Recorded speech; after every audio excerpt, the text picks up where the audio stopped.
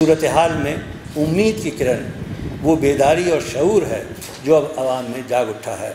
جمہوریت کی قوت کا یہ شعور اور احساس ہی تھا جس سے مسلح ہو کر عوام عدلیہ کی آزادی کی بحالی کی تحریک میں شامل ہوئے تھے اور کامیاب رہے۔ اسی کامیابی نے عوام کو ایک نئی قوت ودیت کی ہے اور اپنے حقوق اور جمہوریت کے تحفظ کا ایک پرزور جذبہ عطا کیا ہے۔ پھر اس دوران میڈیا نے بھی اہم رول ادا کیا ہے اور وہ حکومت اور اس کی پالیسیوں اور اس کے طرز عمل پر کڑی نگاہ رکھے ہوئے ہے۔ اگر جمہوریت پر کوئی حملہ ہوا یا جمہوری عمل کو مفلوج کرنے کی کوشش کی گئی تو یقیناً میڈیا اور عوام دونوں اٹھ کھڑے ہوں گے اور اس کی بھرپور مزاحمت کریں گے۔ ان حالات میں پاکستان کے بارے میں قطعی مایوس نہ ہونا چاہیے، ویسے بھی مایوسی گناہ ہے۔ شکریہ۔ بہت شکریہ آصف جیلانی صاحب۔ اب میرے اگلے مہمان، اور یہ ہمارے مہمان خصوصی بھی ہیں، میں ان سے گزارش کروں گا کہ وہ آئیں اور پاکستان کے آج کے حالات، آزادی اور غلامی، اس کے حوالے سے اسپیشلی یہ بات کریں گے۔ جناب سمیع اللہ ملک صاحب۔ اعوذ باللہ السمیع العلیم من الشیطان الرجیم، بسم اللہ الرحمن الرحیم۔ رب اشرح لی صدری یسر لی امری واحلل عقدۃ من لسانی یفقہوا قولی۔ ربنا تقبل منا انک انت السمیع العلیم، آمین یا رب العالمین۔ گرامی قدر صدر محترم اور انتہائی محترم آصف جیلانی صاحب اور والد احترام خواتین و حضرات، السلام علیکم ورحمۃ اللہ وبرکاتہ۔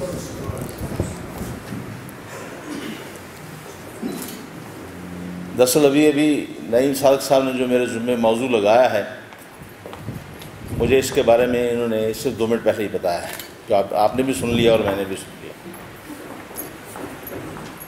میرے بارے میں ان کی جو بہت سی محبتیں ہیں اور بہت سا اخلاص ہے، پتہ نہیں میں اس پہ کہاں تک پورا اترتا ہوں، لیکن میں اللہ سے یہ دعا کرتا ہوں کہ اللہ تعالیٰ مجھے ان کی خوشگوانی کے مطابق کر دے۔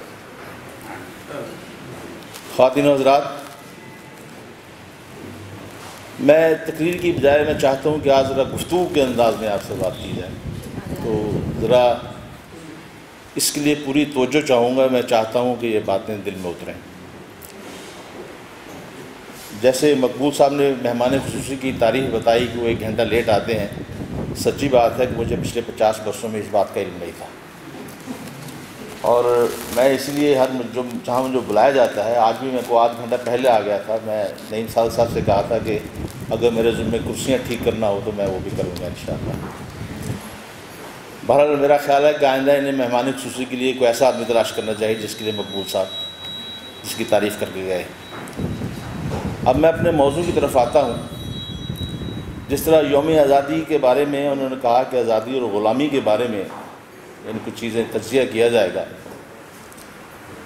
میں یہ چاہتا ہوں کہ سب سے پہلے میں آپ کو پاکستان کا تعارف کرواؤں۔ یقیناً آپ کے لیے یہ بات بڑی حیرت انگیز ہوگی کہ پاکستان جہاں ہم رہتے ہیں، جہاں ہمارے اہل و عیال رہتے ہیں، اور 63 برس کے بعد آج ہمیں یہ بتانے آئے ہیں کہ پاکستان کیا ہے۔ لیکن میں آپ کے نہیں بلکہ اپنی ذات کے بارے میں آپ سے کہنا چاہتا ہوں کہ میں نے پاکستان کو کیا دیکھا، پاکستان کے بارے میں میرے دل میں پاکستان کا تعارف کیا ہے۔ پہلا تعارف تو یہ ہے کہ جب میں الحمدللہ ایک آزاد ملک جس کا نام پاکستان میں پیدا ہوا، کچھ برسوں کے بعد، تو مجھے میرے کانوں میں یہ سب سے پہلی صدا جو آئی پاکستان کے بارے میں، جو پاکستان کا تعارف کروایا گیا، وہ یہ تھا کہ ہم کشمیر سے 62 آدمیوں کا قافلہ چلا تھا کہ ہم نوزائیدہ مملکت پاکستان میں جا کے اس کی خاک کو آنکھوں سے لگا کے، اس کی مٹی کو آنکھوں کا سرما بنا کے وہاں پہ رہیں گے۔ تو انہوں نے کہا کہ اس 62 آدمی میں سے 23 آدمی ہم راستے میں قربان کر کے آ گئے تھے، اور اس کے بعد ہمیں پاکستان ہم پہنچے۔ یعنی یہ میں یہ سمجھتا ہوں کہ میرے کانوں میں یہ پہلی صدا تھی کہ پاکستان کی سرحدوں میں، پاکستان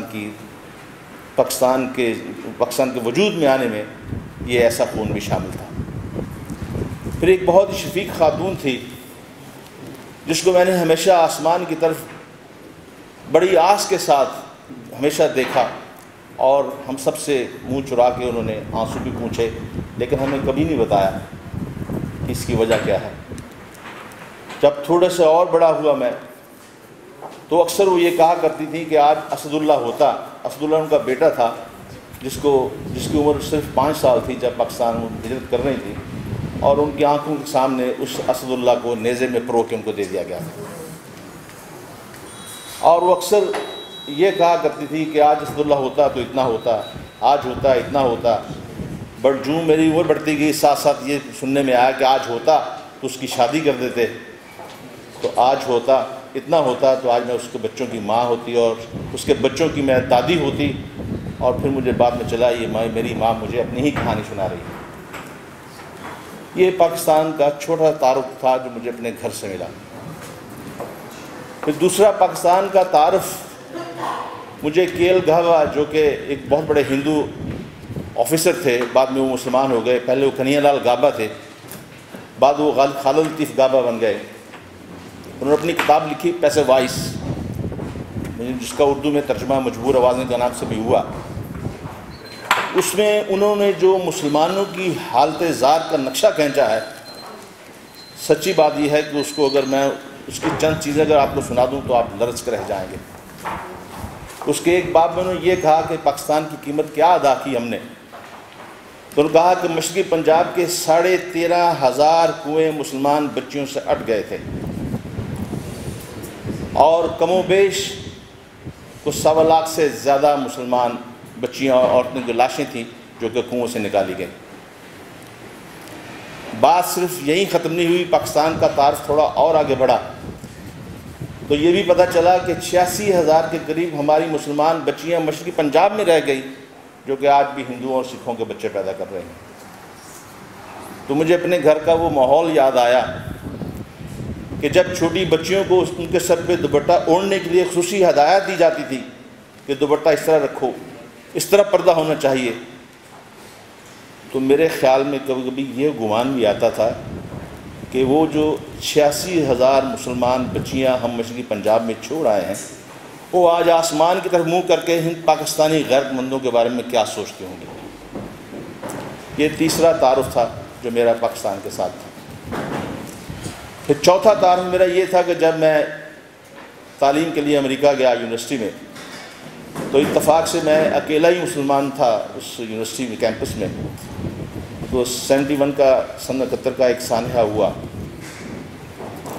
اور جب مجھے بتایا گیا کہ پاکستان کا جو مشرقی بازو ہے وہ کاٹ کے ہندوؤں نے ہم سے الگ کر دیا ہے، تو سچی بات یہ ہے کہ اس وقت میرے پاس نہ کوئی ایسا کندھا تھا جس کے سر پہ رکھ کے میں روتا، نہ میرے پاس کوئی ایسا سہارا تھا، نہ ہی کوئی ایسا آدمی تھا جس سے میں کہہ کے اپنا دکھ ہلکا کرتا۔ تو وہی چھوٹا سا کمرہ، وہی دیواریں، اور میں سوچ رہا تھا کہ اس ماں کا، اس عورت کا کیا حال ہوگا آج اس خبر کے بعد، جس کے بچے کو اور دوسرے زوکارب کو اس کے سامنے نیزوں اور بھالوں کے سپرد کر دیا گیا تھا۔ اس تعارف نے، اس پاکستان کے تعارف نے مجھے تو زخمی جو کیا تھا وہ کیا تھا، لیکن میں نے دیکھا کہ بہت سے ایسے محب وطن پاکستان میں ایسے بھی ہیں جو آج تک اس صدمے کو نہیں بھولے، اور آج کل ہم انہیں بہت ایک سر پھرا کہہ دیں، اس سے زیادہ ان کا کوئی نام نہیں دیا جاتا، شاید ان میں سے ایک میں بھی ہوں گا۔ لیکن سوچنے کی بات یہ ہے، ابھی آصف جیلانی صاحب نے پاکستان کی پوری تاریخ آپ کے سامنے بیان کر دی، میں اس سے ذرا ہٹ کے، مجھے تو یقین مانی آج ایسا محسوس ہو رہا تھا جیسے میں آنکھیں بند کر کے BBC ریڈیو سن رہا ہوں، اور بڑی خوبصورت باتیں انہوں نے سمندر کو کوزے میں بند کر کے ہمارے سامنے پیش کیا۔ لیکن یہ ہے کہ اگر ان کے الفاظ کی ڈیپتھ میں، گہرائی میں جائیں تو ما سوائے شرمندگی اور ندامت کے اور کچھ نہیں تھا کہ ہم نے کہاں کہاں غلطیاں کی۔ آصف جیلانی صاحب نے، جو ایک بہت منجھے ہوئے ایک صحافی ہیں، باوجود کوشش کے ایک بھی لفظ پاکستان کی ایسی تعریف کا نہیں بتا سکے ہمیں، جو کہ حق ہے، حقیقت ہے، کہ جس پہ ہم کوئی ناز کر سکیں۔ لیکن میری زندگی میں ایک ایسا موقع بھی آیا جب مجھے خوشی کا بہت موقع ملا، اور میں نے اس بدقسمت کو اس وقت ایسا نازاں فرحاں دیکھا، لیکن مجھے معلوم نہیں تھا کہ چند برسوں کے بعد اس خوشی کو بھی ڈرین کر دیا جائے گا۔ وہ خوشی یہ تھی کہ میرے پاکستان کو ایک جوہری طاقت کا ایک ٹائٹل ملا۔ ڈاکٹر عبدالقدیر خان جو ہماری طرح سرفراہ ملک سے باہر کام کرتا تھا، اسے جب وہ بھی جب سن 71 کی جنگ کے بعد واپس آیا پاکستان میں، اس میں غیرت تھی۔ اس نے کہا کہ میں حاضر ہوں پاکستان کو جوہری طاقت بنانے کے لیے، میں اپنی تمام شب و روز جو ہے اس میں صرف کر دوں گا۔ اس وقت کے جو پرائم منسٹر تھے ذوالفقار علی بھٹو، انہوں نے کہا کہ ہمارے پاس آپ کو دینے کے لیے صرف 1800 روپے مہینہ تنخواہ ہے۔ اس وقت ڈاکٹر عبدالقدیر خان جو تھا وہ 18,000 روپیہ مہینہ ہالینڈ کی لیبارٹری میں لے رہے تھے، اور اس کے علاوہ جو آسائشیں تھیں وہ ہم سب کے سامنے ہیں۔ لیکن اس غیرت مند پاکستانی نے 1800 روپے قبول کرتے ہوئے پاکستان کو ایک نیوکلیر اسٹیٹ بنایا۔ لیکن میرے لیے سانحہ خطر سے زیادہ بڑا ایک سانحہ تھا جب مجھے یہ پتہ چلا کہ ایسے شخص کو آج ٹیلی ویژن کے اوپر لا کے مجرم کی طرح رکھ دیا جائے گا، جو ٹیلی ویژن پہ آ کے اپنے تمام مجرموں کا اور جرموں کا اعتراف کرے گا۔ اور میں جب سے ٹیلی ویژن کے اوپر دیکھ رہا تھا تو مجھے یوں محسوس ہو رہا تھا جیسے ان کے ڈاکٹر عبدالقدیر کے جو الفاظ ہیں مجھے گولیوں اور میزائلوں کے سامنے مجھے دیا گیا ہے۔ ہم نے ان کے ساتھ کیا سلوک کیا؟ آپ یہ دیکھیے، آپ کے پڑوس کے اندر جو ڈاکٹر عبدالکلام صاحب ہیں جنہوں نے ہندوستان کو نیوکلیر اسٹیٹ بنایا، وہ بھی پہلے پاکستان تشریف لائے تھے۔ آپ کو علم ہوگا کہ پاکستان تشریف لائے، انہوں نے کہا کہ میں پاکستان کو نیوکلیر اسٹیٹ بناتا ہوں، تو ان کو ایک بنگالی ہونے کے ناطے بہت سے تانے دے کے نکال دیا گیا۔ آپ ایک سیکشن آفیسر تھا جس نے کہا کہ یہ چھڑے ہوئے کالے بنگالی، ان کے پاس اور کوئی کام نہیں ہے، اور کتنے بڑے بڑے یہ دعوے کرتے ہیں۔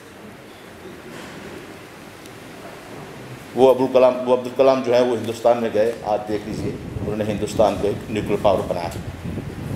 یہ ہے میرے پاکستان کی وہ تصویر جو میں نے آپ کے سامنے بڑے اختصار کے ساتھ رکھی۔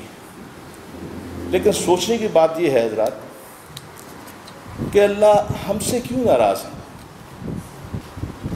اس دنیا میں 1.5 ارب سے زیادہ مسلمان بستے ہیں، 57 سے زیادہ ملک ہیں، پھر سب پہ کیوں آفت نہیں ٹوٹ رہی ہے؟ ان بلاؤں کا اور ان ناگہانی مصیبتوں کا نزول آخر ہم پہ ہی کیوں ہوتا ہے؟ یہ تمام 56 ملک باقی جو ہیں یہ کیوں بچے رہتے ہیں؟ پھر یہ ہے کہ پاکستان کے اوپر جتنے مصائب آتے ہیں، جتنی مصیبتیں آتی ہیں، جتنے بھی اہل نظر اور بصیرت والے لوگ ہیں وہ ہمیں اس بات کی تلقین کرتے ہیں کہ فوراً معافی مانگو، استغفار کرو، یہ کرو وہ کرو، تمہارے ہاں گناہوں کی بھرمار ہو گئی ہے۔ تو میں کبھی تقابلی جائزہ لیتا ہوں کہ دبئی، شرم الشیخ، بیروت اور دوسرے جو ایسے اسلامی ممالک جو کہلواتے ہیں، ان کے معاشرے سے بھی زیادہ برائی بھی ہمارے ملک میں نہیں ہے۔ میں یہ اس حوالے سے کہہ رہا ہوں کہ میں نے اپنی زندگی کے کوئی 18 سال مڈل ایسٹ میں گزارے ہیں۔ بطور انجینئر کے میں نے بہت قریب سے سارے مڈل ایسٹ کو دیکھا ہے۔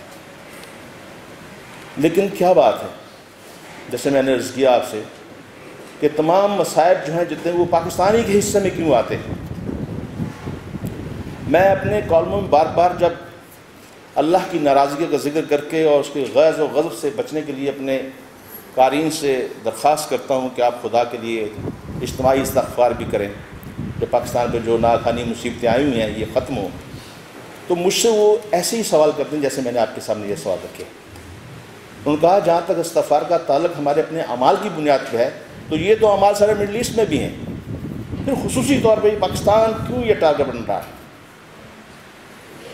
دور نہ جائیے، میں صرف پچھلے 7 مہینے جنوری سے لے کے جولائی تک کی رپورٹ آپ کے سامنے، سرکاری رپورٹ میں آپ کے سامنے رکھنا چاہتا ہوں، اس سے ذرا اندازہ لگائیے کہ پچھلے 7 مہینوں میں اس ارض پاکستان پر 197 خودکش حملے ہوئے ہیں، جن میں 893 بے گناہ افراد اپنی جانوں سے ہاتھ دھو بیٹھے، 2190 افراد سے زائد زخمی ہوئے ہیں، جن میں 484 یعنی 484 افراد زندگی بھر کے لیے معذور ہو گئے ہیں۔ ان حملوں میں 613 خاندان ایسے ہیں جن کا کمانے والا کوئی باقی نہیں رہا، اور 4782 افراد اس وقت ان حملوں کی زد کی وجہ سے، ان حملوں کی پتہ کی وجہ سے حسن پرسی کی زندگی گزار رہے ہیں۔